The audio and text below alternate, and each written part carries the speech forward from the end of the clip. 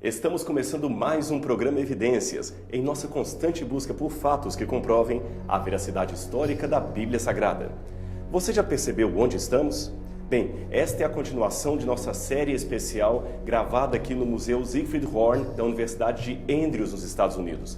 Esse museu tem uma vasta coleção de arqueologia bíblica e eles construíram aqui uma tumba imitando uma tumba de um faraó dos tempos bíblicos. Esta cadeira que eu estou sentado, por exemplo, é uma réplica exata de um trono encontrado na tumba de Tutankhamon e descoberto em 1922 por Carter. Bem, aqui nós temos uma variada história para contar para você. Antes, porém, deixe-me explicar um pouquinho o que foi e o que é o atual Egito.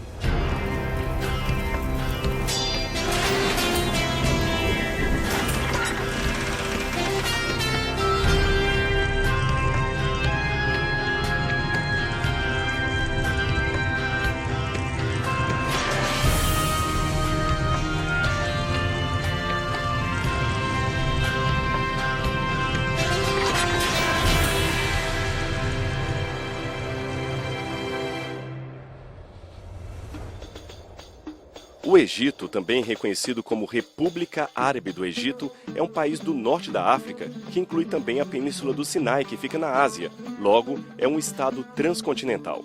Com uma área de mais de 1 milhão de quilômetros quadrados, ele faz fronteira ao oeste com a Líbia, ao sul com o Sudão e ao leste com a faixa de Gaza e Israel. O litoral norte é banhado pelo Mar Mediterrâneo e o litoral oriental pelo Mar Vermelho. A Península do Sinai é banhada pelos golfos de Suez e Aqaba, e a sua capital é a grande cidade do Cairo. O Egito é um dos países mais populosos da África. A grande maioria da população, estimada em mais de 80 milhões de habitantes, vive às margens do rio Nilo, que, aliás, é praticamente a única área não desértica do país. Cerca de metade da população vive nos centros urbanos, em especial no Cairo e em Alexandria, além de outras cidades importantes do delta do Nilo. O país é conhecido pela sua antiga civilização e por alguns dos mais famosos monumentos do mundo, como, por exemplo, as pirâmides de Ginsé, a Grande Esfinge e, ao sul, a cidade de Luxor, que abriga diversos sítios arqueológicos, como o Templo de Karnak e o Vale dos Reis. O Egito é mesmo um país de grande importância política e cultural do Oriente Médio e do norte da África. Ali também foi palco de muitas histórias mencionadas na Bíblia Sagrada. Abraão, Isaque, José e Moisés foram alguns dos muitos heróis de Deus que estiveram em suas terras, isto sem contar a permanência por séculos de milhares e milhares de hebreus que ficaram cativos no Egito até a intervenção maravilhosa de Deus por meio do Êxodo. O Egito é realmente fascinante. É um tesouro arqueológico a céu aberto. Aqui na Andrews nós temos, como falamos, esse pedacinho do Egito para que todos possam ter uma ideia de como era naqueles tempos. Aqui você vê como seria uma tumba dos tempos dos faraós. O teto é coberto de estrelas para simbolizar o céu, conforme eles viam. E aqui também era um canal, segundo a crença egípcia, para o mundo dos mortos. Na parede, eles costumavam colocar relatos de tudo o que faziam em vida para que os deuses pudessem ficar satisfeitos. Aqui, por exemplo, eles copiaram algum tipo de declaração muito comum naqueles tempos, onde aquele que morreu estaria dizendo para os deuses que ele fez o papel dele na terra. Veja as inscrições hieroglíficas, todas na parede contavam as histórias da pessoa. Esse aqui, por exemplo, ele gostava de deixar bem claras as coisas que ele fez. Ele diz que ele alimentou justamente aqueles que estavam com fome. Aqui você tem a palavra requer, que significa faminto, com determinativo. Isso indica que ele deu comida para aquele que tinha fome. Mais abaixo você tem a palavra rui, que significa desnudo, significa que ele deu roupa para aquele que estava sem roupas. E mais abaixo ele coloca também a palavra maharu, que geralmente a gente traduz como justificado, mas literalmente significava em egípcio aquele de voz verdadeira. É curiosa essa maneira que os egípcios entendiam a palavra justificado, aquele de voz verdadeira, aquela pessoa que está dizendo a verdade, que não está mentindo a respeito daquilo que ela fez. Mas há outras curiosidades aqui nesta tumba fictícia que eu gostaria de mostrar para vocês. Isto aqui é algo fascinante. Eles colocaram aqui uma estatueta original datada de 800 anos antes de Cristo. Ela foi encontrada no templo de Amon, na antiga cidade de Tebas. Essa estatueta é comumente chamada de Shabti. E o que seria um Shabti? Bom, alguns egiptólogos têm a ideia de que os egípcios, durante um tempo, praticaram uma terrível tradição. Quando um faraó morria, todos aqueles que haviam servido a ele em vida deveriam ser mortos junto com ele e colocados em seu sepulcro. Imagine, todos os escravos mortos no dia da morte do seu senhor. Esta prática, felizmente, foi abolida posteriormente e estes antigos escravos tiveram seu corpo substituído por um shabti, que era uma estatuetazinha que simbolizava aquele escravo que servira ao seu amo em vida. Assim, esta estátua, representando o escravo real, poderia continuar servindo ao amo depois da morte. Mas há outras curiosidades aqui também. Aqui nós temos algumas múmias reais, autênticas, inclusive de animais. Esta aqui é uma múmia de uma ibis. A ibis é um pássaro muito famoso no Egito que também representava um dos deuses do panteão daquele povo. E aqui você tem um pé, provavelmente de uma criança mumificada, um pé humano. Esta aqui é uma múmia de aproximadamente 300 anos antes de Cristo. E um pouco aqui nós temos outra múmia de um falcão. O falcão era o símbolo do deus Horus. E eles pegavam o próprio pássaro e mumificavam. Opa, e o que é isso que temos aqui em cima? Um escorpião. Claro que esse aqui já está morto, senão não pegaria assim na mão. Muitos escorpiões como este são encontrados no deserto do Saara e também na Jordânia. Eu mesmo tive a oportunidade de ver vários deles saindo dentre a pedra. Dizem que são terrivelmente nocivos. Alguns estão aqui apenas para ilustrar, felizmente bem mortos. Agora, eu queria mostrar para você, fora dessa tumba, outras curiosidades que a Universidade de Andrews trouxe para ilustrar como funcionava a vida e a crença do antigo povo egípcio. Então, vem comigo. Aqui fora nós temos várias divindades egípcias, a começar por esta aqui, em forma de um chacal. O nome dela era Anubis. O deus Anubis era aquele responsável, segundo a crença egípcia, de levar o indivíduo, depois de morto, até o reino de Osíris. Os egípcios tinham uma ideia de alma que eles chamavam de Ka, um pouco diferente da ideia dos gregos, porém acreditavam também na vida após a morte. O deus Anubis, portanto, era aquele que levava a alma do indivíduo para ser julgada. Bom, esse indivíduo, é claro, estava mumificado, como já demonstramos lá dentro. E como funcionava o processo de mumificação dos egípcios? O processo de mumificação dos egípcios era muito elaborado. Ele demorava dias, semanas a fio. Assim que a pessoa morria, o seu corpo era totalmente lavado em meio a muitos funerais e muitos rituais religiosos. Aí, as entranhas do corpo eram totalmente retiradas e colocadas em vasos de alabastro. Um detalhe pitoresco, o cérebro era tirado em pedaços pelo nariz. Já imaginou que situação? Depois de todo esse processo, o corpo então era mergulhado numa banheira de sal, onde permanecia por 45 dias. Depois desse longo período na banheira de sal, o corpo tinha todo o seu líquido drenado. A pele então estava bastante enrugada e de cor escurecida. Eles então passavam óleo, vinho e mel na pele para que não trincasse. Aí começava o processo de bandagens. As bandagens também demoravam muito, semanas. Eles passavam a bandagem, faziam rituais, esperavam secar, passavam outra bandagem.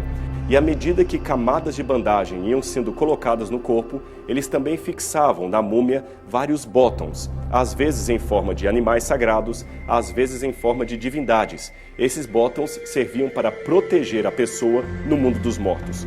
Depois de tudo isto, começava então o processo de colocar as máscaras mortuárias. A primeira máscara que era colocada era uma forma de levar o egípcio a ser reconhecido no mundo do além depois de morto. A partir de então vinha um caixão de madeira, outro caixão de pedra, um esquife, um túmulo, uma tumba maior e, finalmente, o seu grande sarcófago. Em alguns casos, uma pirâmide, noutros, apenas uma tumba. E assim seguia a crença dos egípcios acerca do estado dos mortos no além. Aqui está, portanto, mais um pedacinho do panteão dos deuses do Egito. Você tem aqui a deusa Basti, que é a deusa em forma de gato. Você tem a deusa Hathor, segurando ao colo o deus Horus, em forma de um menino. Você tem o deus Ibis, ou o deus Thoth, que aqui está em forma de um babuíno. E, finalmente, o deus Horus. Agora, deixe-me explicar um pouquinho da história de cada um deles para você. A primeira em forma de gato é a deusa Bast. Bast é conhecida também como o olho de Ra. e é uma das formas da deusa Hathor, a mãe de todas as deusas. Bast é gentil, protetora e muitas vezes ela acaba incorporando um poder agressivo chamado Samek, que seria em forma de leão. Algumas vezes você encontrará Bast como sendo uma mulher com cabeça de leão. O seu principal culto era chamado de Bastistis, que também é o lugar onde ficaria o templo de Atum. A seguir, nós temos a já mencionada mãe de todas as divindades, a deusa Hathor. Hathor geralmente aparece na forma de uma vaca, mas muitas vezes também na forma de uma mulher com chifres de vaca, como esta que você vê aqui. Note que entre os chifres ela tem um disco solar representando o deus Horus. Em seguida, nós temos o deus Thoth. Normalmente, o deus Thoth é descrito como sendo uma ave, a ibis, mas, em alguns outros casos, ele também pode aparecer na forma de um babuíno. Este macaco babuíno, o deus Thoth, seria também o patrono de todos os escribas do Egito. Este aqui é o deus Apis, em forma de boi. Ele também é uma representação de Ptah, o deus criador. Dizem que Apis teria sido aquela divindade que os israelitas adoraram no deserto durante a ausência de Moisés no Monte Sinai. E por fim temos Horus, desta vez não na forma de uma criança, como vimos anteriormente, mas na forma de um falcão. Horus era filho de Osíris e filho também de Ísis, um deus que representava toda a divindade celestial. Bem, já que eu falei de Horus, deixe-me contar um pouquinho da história dele para você. Horus, como já mencionamos, era filho de Osíris e Ísis. Segundo a crença egípcia, Osíris tinha um irmão terrível, símbolo das trevas e da maldade, chamado Set. Houve uma batalha no céu. Set, símbolo das trevas, lutou contra Osíris, o símbolo do bem. Set matou Osíris, esquartejou seu corpo e jogou no rio Nilo. Os egípcios acreditavam então que, na sequência dos fatos, Ísis havia recolhido todo o corpo do seu marido e havia costurado esse corpo e mumificado. Ela encontrou todas as partes do corpo, menos o membro masculino. Osíris então agora passou a ser uma divindade que só vivia no mundo dos mortos. Porém, ela havia guardado sêmen do seu marido. Desse sêmen nasceu Horus, o deus que agora governaria o céu segundo os egípcios, uma vez que o seu pai governaria o mundo dos mortos. E Horus seria o principal deus, aquele que expulsou Set do céu. Horus também seria uma representação egípcia de Ra, o deus Sol. E a partir daqui você vê uma crença muito profunda e antiga a respeito do Sol como uma divindade suprema. Esta crença do deus Sol, de Ra, passou para os persas na forma de Mitras, depois alcançou Roma, e quando Roma pretensamente se tornou cristã, ela também atingiu os cristãos na forma da guarda do domingo. Mas isso é história para um outro programa. Vamos agora conhecer a última parte aqui desta coleção egípcia do Museu da Universidade de Andrews. Esse papiro é uma cópia do Livro dos Mortos que merece ser explicada. Cada parte que você está vendo aqui é como se fosse uma história em quadrinhos contando a vida de alguém que se entregou aos deuses e teve o seu julgamento após a morte. Você tem um indivíduo aqui na primeira parte adorando as várias divindades egípcias. Vários deuses dos que nós já mencionamos podem ser vistos aqui. Por exemplo, você tem justamente Horus, que eu falei que agora era o principal deus celestial, depois que Osíris, que aqui atrás aparece como seu pai, apresenta apenas a divindade no mundo dos mortos. A seguir você tem Maat e você tem outros faraós que foram adorados. Aqui você tem a deusa Hathor, a deusa vaca. Esse símbolo que sempre aparece aqui é a cruz Ankh, é o símbolo da vida eterna. Este homem, segundo a ideia egípcia, deve ter feito o bem na vida. Você se lembra quando mostramos na tumba a ideia do Maharu, aquele de voz verdadeira, aquele que pratica bondade? A ideia é mais ou menos a mesma. Na segunda parte, nós temos um indivíduo sendo levado, segundo a crença egípcia, até o mundo dos mortos pelo deus Anubis. Veja que ele aparece com a cabeça de chacal, como nós vimos, mas com o corpo humano. Mas veja que curioso, numa outra cena, Anubis coloca algo numa balança. Aqui funciona o juízo final segundo os egípcios. Num prato da balança, ele coloca o coração daquele indivíduo. No outro prato da balança, ele coloca a pena da deusa Maat. O deus Thoth, que aqui aparece, veja, em forma de ibis, faz anotações num pequeno pedaço de papiro. Que anotações o deus Tote está fazendo? As anotações da vida daquele indivíduo. Ora, que anotações são estas? Tudo o que ele fez de bom ou ruim deverá ser pesado agora diante do tribunal de Osíris. E como é o processo desta pesagem? Aqui você tem um símbolo da deusa Maat. Na sua cabeça, Maat tem uma pena. Esta pena da deusa Maat é a pena da justiça. Aliás, a palavra Maat em egípcio significa justiça. Então, num prato da balança, eles colocavam o coração do indivíduo. No outro prato, eles colocavam a pena da deusa Maat. À medida que o questionário era feito, perguntava-se se ele havia matado, se ele havia cometido alguma fraude contra alguém. Evidentemente que ele tinha que responder que não, porque se ele cometesse algum daqueles pecados, ele seria condenado. E a condenação é representada por esse deus com cabeça de crocodilo chamado de Amzut. O crocodilo muitas vezes era um animal representante do mal no Egito. Aliás, tem uma antiga lenda egípcia que o crocodilo às vezes se disfarçava de criança e ficava na beira do rio Nilo chorando. Quando as pessoas ouviam o choro de uma suposta criança, iam para ajudar. E quando se decepcionavam, porque não havia nenhuma criança, eles encontravam o crocodilo Amzut. Ele devorava a pessoa. E daí, segundo alguns, teria vindo o velho ditado de que pessoas falsas têm lágrimas de crocodilo. Você já ouviu essa expressão? Segundo algumas autoridades em linguística, esta expressão teria vindo desta antiga lenda egípcia. Bom, voltando ao nosso cenário. Ninguém queria ser condenado ou devorado pelo deus crocodilo. Então ele temia que o seu coração pesasse mais do que a pena da deusa Maat. Ele tinha que ser sincero. Lembra da expressão Maharu, verdadeiro de vós? Porém, se ele cometesse qualquer pecado, qualquer deslize, e mentisse na hora do juízo, o seu coração falaria a verdade. E cada vez que o coração denunciava os seus pecados, o prato da balança pesava contra ele. Ia pesando, até que ele fosse completamente condenado.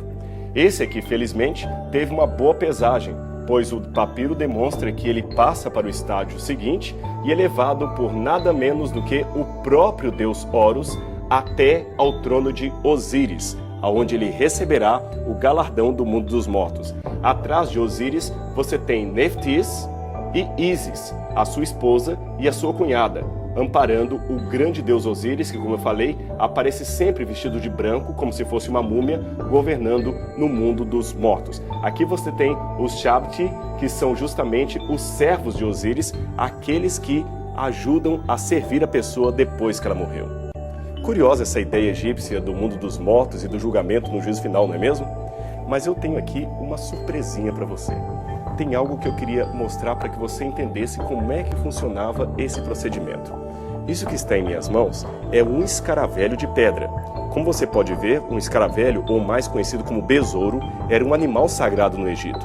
Muitas vezes ele também era a representação do deus Ra, do deus Sol, do deus Horus. Aqui na sua base, ele tem várias inscrições hieroglíficas que eram orações e frases de proteção. Por que eu estou mostrando isso para você?